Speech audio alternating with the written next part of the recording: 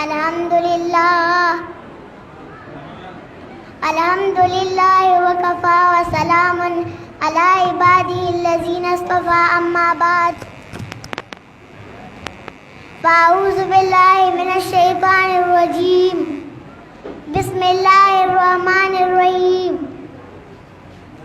وَإِنَّهُ لَذِكْرٌ لَكَ وَلِقَوْمِكَ وَسَوْفَ تُسْأَلُونَ قال رسول اللہ صلی اللہ علیہ وسلم بلغ عنی ولو آیا سبحان ربک رب العزت عما یصفون وسلام علی المرسلین والحمد للہ رب العالمین.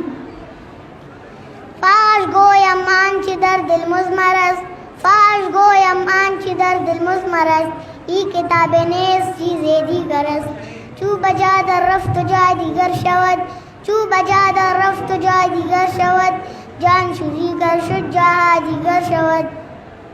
سب سے پہلے میں اللہ تعالیٰ کے دربار میں دعا کرتی ہوں کہ اللہ پاک میری زبان سے قرآن مجید اور سنت مبارکہ کے مطابق کلمات نکالے اور پہلے مجھے پھر آپ کو اس پر عمل کرنے کی توفیق عطا فرمائے.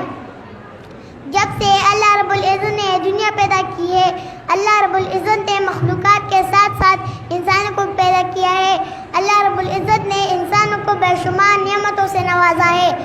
اللہ رب العزت خود فرماتے ہیں سورۃ الرحمن میں بار بار ایک ہی آیت فَبِأَيِّ آلَاءِ رَبِّكُمَا تُكَذِّبَانِ بھلا تو اپنی رب کی کون کون سی نعمتوں کو جھٹلاؤ گے. قرآن کریم ایسی کتاب ہے جس دن نازل ہوا وہ جن دنوں کا سردار کہلایا گیا. جس مہینے نازل ہوا وہ مہینہ مہینوں کا سردار کہلایا گیا. جس فرشتے نے قرآن لایا وہ فرشتہ فرشتوں کا سردار کہلایا گیا. جس شہر پہ نازل ہوا وہ شہر مرکز اسلام کہلایا گیا. جس پیغمبر پر نازل ہوا وہ پیغمبر پیغمبروں کا سردار کہلایا گیا. ابھی ان چیزوں کو جوڑے الرحمن علمہ قرآن یہ ایک جملہ بن گیا ہے. رحمان نے قرآن سکھایا. خلق الانسان انسان کو پیدا کیا.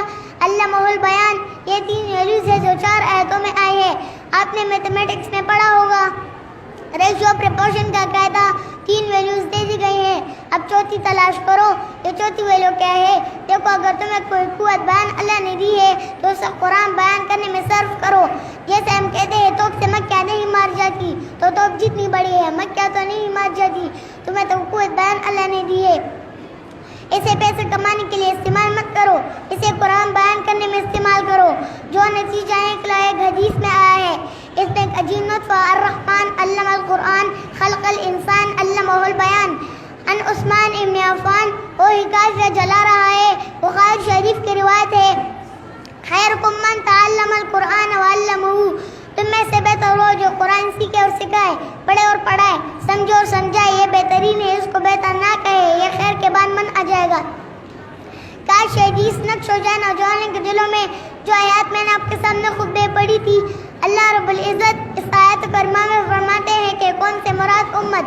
قرآن کریم نصیحت ہے تمہارے لیے اور تمہارے قوم کے لیے. شیخ عبدالقادر جیلانی رحمۃ اللہ علیہ فرماتے ہیں کہ کون سے مراد امت. رسول اللہ صلی اللہ علیہ وسلم کی قوم تو اس کی امت ہی تھی. تو آج کل کے لوگوں نے نصیحت کی کتاب کو چھوڑ کر اور کتابوں کو پکڑا ہے.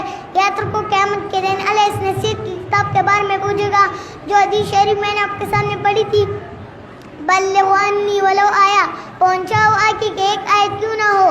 یاد رکھو آج کل کے مولوی کہتے ہیں کہ قرآن کی رسی کو دبا کے پہنچاؤ. ایک قرآن کا دشمن ہو قرآن کے مقابلے میں تمہارا نقص نہیں چلے گی. اللہ اور اس کے رسول کی تابعداری کرنی ہے. ان کے ہر حکم پر عمل کرنا ہے پرجوش انداز سے. جو شعر میں نے آپ کے سامنے پڑھی تھی وہ زمانے معزز سے حامل قرآن ہو کر ہم ذلیل و خوار ہوئے تارک قرآن ہو کر وہ صحابہ کرام جن نے قرآن پر عمل کیا تھا پرجوش انداز سے. ان کا درجہ عظیم درجہ تھا. ہم نے اور تم نے قرآن کا درجہ قرآن کا عظمت قرآن کی بلندی قرآن پر عمل کرنا اس لیے ہم ذلیل و خوار ہوئے ہم نے قرآن چھوڑا. سورۃ القمر پارہ نمبر 27 آیت نمبر 17 22 32 40 ان 4 آیتوں میں اللہ منکرین قرآن کو دلیل دے رہے ہیں کہ جو یہ کہتا ہے قرآن مشکل ہے قرآن کے لیے 14 علوم کرنے ہوں گے مدرسے میں وقت گزارنا ہے پڑھائی روٹیاں توڑنی ہے تو اللہ ان کو دلیل دے رہے ہیں اور فرما رہے ہیں کہ سورۃ القمر پارہ نمبر 27 وَلَقَدْ يَسَّرْنَا الْقُرْآنَ لِلذِّكْرِ فَهَلْ مِن مُّدَّكِرٍ ہم نے قرآن آسان نازل حاصل کیا. کوئی ہے جو اس سے فن اور نصیحت حاصل کرے؟ واہ واہ واہ، قربان جاؤ میرے اللہ پر. سبحان اللہ سبحان اللہ، اللہ اکبر اللہ اکبر.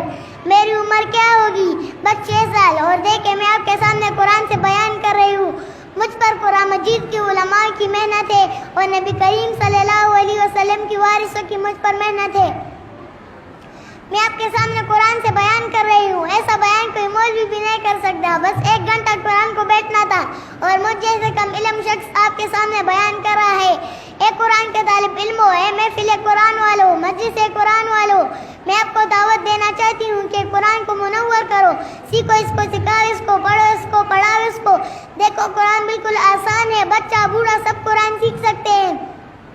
دیکھو قرآن کے لیے آیا کرو. جن جن علاقوں سے آپ لوگ آئے ہو، جن جن علاقوں میں قرآن کا درس ہوتا ہے، وہاں پر جایا کرو.